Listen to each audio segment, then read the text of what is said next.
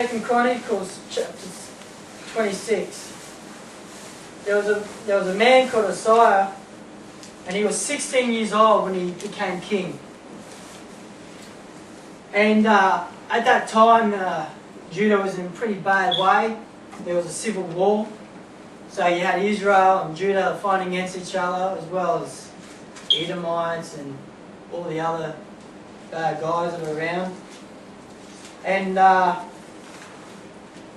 he co-ruled with his father before he took the throne at the age 16. And he did what was good in the sight of God. His father before that, he was one would say a godly man, but he's more of a religious type where, he did the law, but his heart wasn't really given over. So I guess this sort of rubbed off to his son, Uzziah. But when he was young, he was, I guess because he was inexperienced, 16, a big job, like a kingdom and all that. He was more humble. It was easy to teach, the Bible says, like the commentary says. And because he was a godly man, even though he was young at age, he managed to extend the borders of Judah. He made towers in different strategic spots. And he was the first person that I know in the Bible that invented catapults.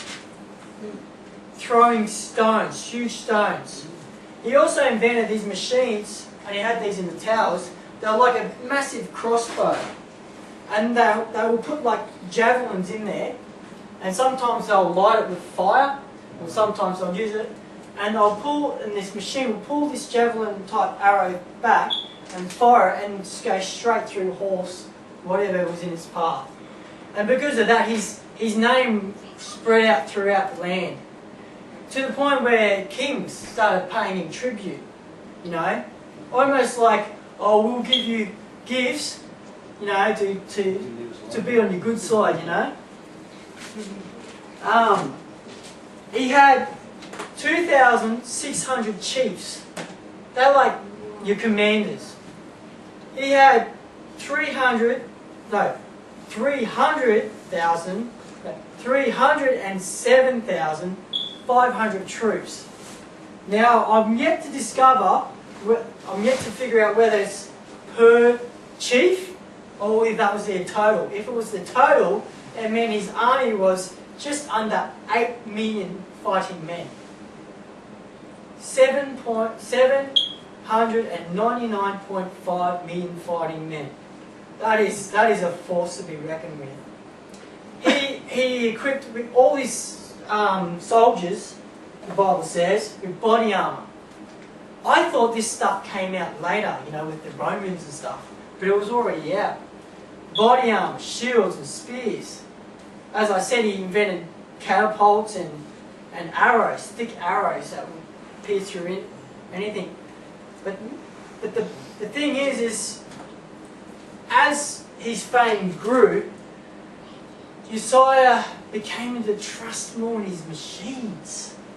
He started to trust more in his, whether it's just under an 8 million fighting men or whether it was 310,000 fighting men, it doesn't matter. The thing is, he trusted not in the Lord anymore, but in himself, in what he had accomplished. So the Lord blessed him in such a way where he almost had it was like clockwork, he did this, he did that, this is how it works, boom, boom, boom, general does that, paperwork's done, this person, it's all good. And it got to a point where he had a form of godliness, but the heart was gone. To the point where he was found in the temple burning incense and prayers. You're talking about a sacrilege thing happening here. He was doing things that only the priests of Aaron could do. And the reason why only the priests of Aaron could do burning of incense and stuff in the tabernacle is because they were consecrated. Because they knew God's law. You're talking about in the Old Testament. There was like a myriad of things that they had to do before they could even set foot. The thing is, back in those days, if you went into the tabernacle with an unclean heart, God will strike you dead. No second chances. That was it. So here's a king. The king of Judah is in there.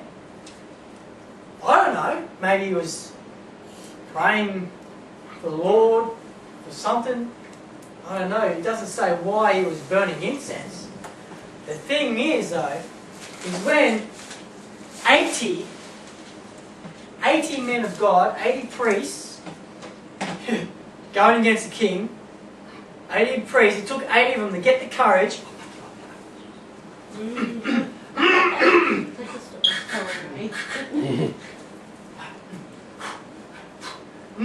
It took 80 men, 80 priests to go in and say, hey boss, hey king, what you're doing is wrong. God does not allow this. This is wrong. Only the sons of Aaron, who are consecrated, can come in here.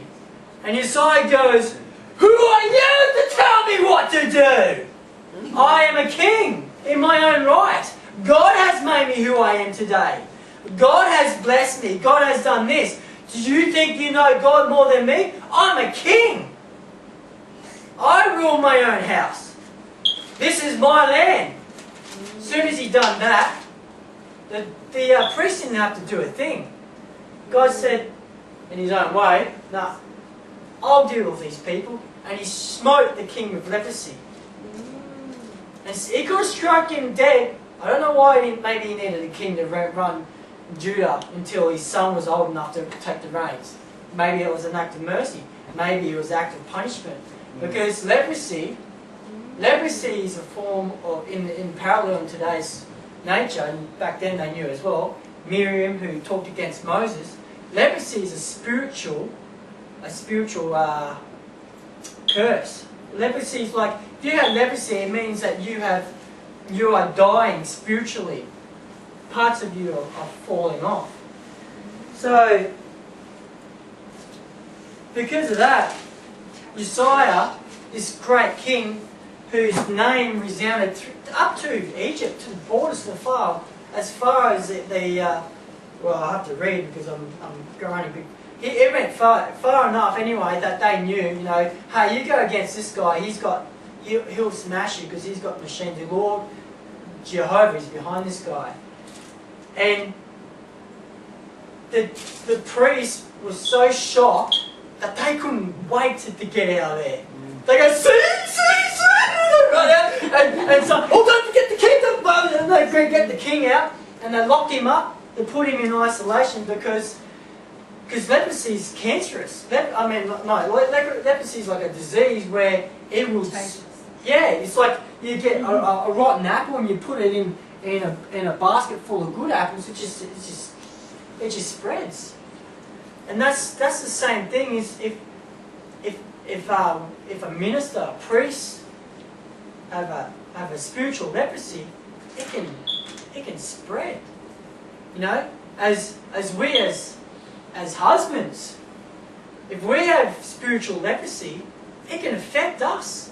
It can affect our wives, our children, and then our children grow up having a not realistic view of God, unbalanced. Maybe they'll serve God, but because they're not, maybe they will, but maybe they won't. Most cases is if you have a form of religion and you don't live up to it,